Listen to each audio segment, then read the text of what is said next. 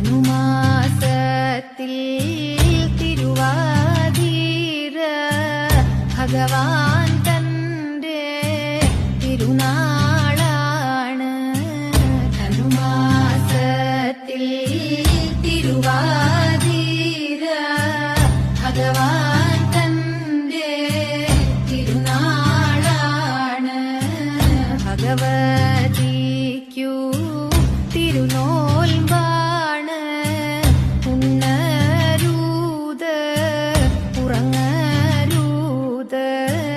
ഭഗവതിക്കു തിരുനോൽമ്പാണ്.